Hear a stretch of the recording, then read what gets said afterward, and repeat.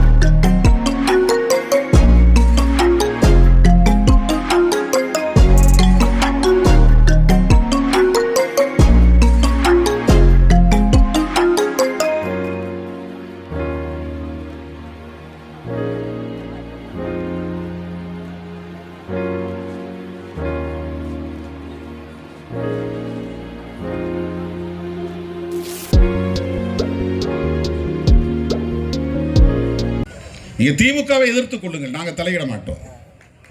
அது 75 ஆண்டு கால பாரம்பரியம் உள்ள ஒரு கட்சி, அதற்கு தெரியும் யாரை எப்படி எதிர்கொள்ள வேண்டும் என்று. அதிமுகவை எதிர்த்துக் கொள்ளுங்கள், அது திராவிட இயக்கம் என்று நீங்கள் நம்பினால், திராவிட இயக்கம் என்று நீங்கள் நம்பினால் அதை எதிர்த்துக் கொள்ளுங்கள். தேர்தல் அரசியல் இருக்காத திராவிடர் கழகம் உள்ளிட்ட அமைப்புகளை எல்லாம் ஒட்டுமொத்தமாக விமர்சிப்பது, திராவிடம் என்று சொல்லுகிற போதெல்லாம் தமிழ் தேசியம் என்கிற உணர்வோடு தான் அதை உச்சரித்தார். பெரியார் திராவிடம் என்று சொல்லுகிற போதெல்லாம் தமிழ் தேசியம் என்கிற உணர்வோடு தான் அதை அவர் பேசினார். அன்னைக்கு மதராஸ் மாகாணத்திற்குள் எல்லா மொழியும் பேசக்கூடியவர்கள் இருந்தார்கள். அது மதராஸ் மாகாணம். அப்படித்தான் அந்த காலத்திலே நாம் பிறந்திருந்தாலும் இயக்கம் உருவாக்கி இருப்போம். அவர் காலத்திலே நாம் பிறந்திருந்தாலும் அப்படித்தான் இயக்கம் உருவாக்கி இருப்போம். இயங்கியலே ஒன்றிலிருந்து மற்றொன்று என்பதுதான். எதுவுமே தனித்தனி சுயம்பாக உருவாகாது. எதுவுமே தனித்தனி சுயம்புவாக உருவாகாது. திராவிடம் என்ற ஒரு கருத்தியல் இருந்ததால் தான் தமிழ் வாழ்ந்தது, தமிழ் இனம் வாழ்ந்தது, தமிழ் நிலப்பரப்பு பாதுகாக்கப்பட்டது. இல்லைன்னா எப்பவே இந்தி நம்மை சாப்பிட்டு இருக்கும், எப்பவே சனாதனம் நம்மை விழுங்கி இருக்கும், எப்பவோ இங்கு சமஸ்கிருதம் வந்திருக்கும். மோடிக்கு ரொம்ப ஈஸியா இருந்திருக்கும். 50 வருஷத்துக்கு முன்னால நீ நான் இந்திய கத்திருந்தோம்னா, பெரியார் இல்லாமல் இருந்திருந்தால், திராவிட அரசியல் இல்லாமல் இருந்திருந்தால், தமிழ் நிலம் என்பது எப்பவோ சனாதனத்தால் விழுங்கப்பட்ட ஒரு நிலமாக மாறி இருக்கும். இந்தி பேசக்கூடியவர்களாக நீயும் நானும் மாறி இருப்போம். இன்னைக்கு பிரச்சனையே அதுதான். உனக்கு இந்தி தெரியாது, எனக்கு இந்தி தெரியாது, அதனால் மோடி இங்கே செல்லா காசு. அவரால் இங்கே வந்து 4 வரி தான் மனப்பாடம் பண்ணி இந்த டெலிப்ராம்டரில் பார்த்து பேச முடியும். அது இந்தியில் எழுதி சொல்லுவாங்க. பாரதியார் பாட்டு, திருக்குறள் 1 வரி 2 வரி தான் சொல்ல முடியும். நம்மகிட்ட அவங்க ஜம்பம் பலிக்கவில்லை. மோடி வித்தை இங்கே எடுபடவில்லை. காரணம் திராவிடம் தான், திராவிட அரசியல் தான், திராவிட இயக்கங்கள் தான், தந்தை பெரியார் அவருடைய சீடர்கள் தான், அவருடைய மாணாக்கர்கள் தான்.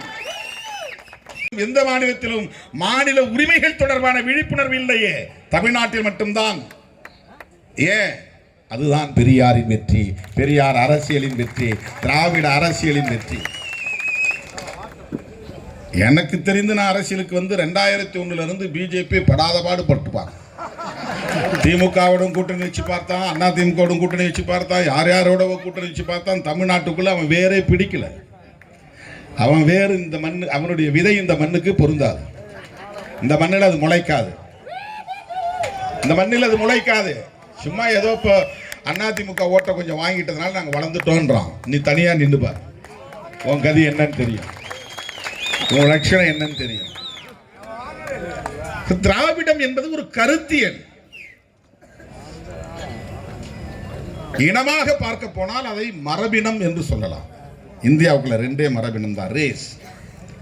மரபினத்தை ஆங்கிலத்தில் RACE, ரேஸ் என்று சொல்வார்கள். உலகம் முழுவதும் அப்படி மனித குலம் பல மரபினங்களாக இருக்கின்றன. மரபினங்களுக்குள் பல மொழி பேசக்கூடிய தேசிய இனங்கள் இருப்பார்கள். இப்ப திராவிட மரபினம், இன்னொன்று ஆரிய மரபினம். Aryan race, Dravidian race.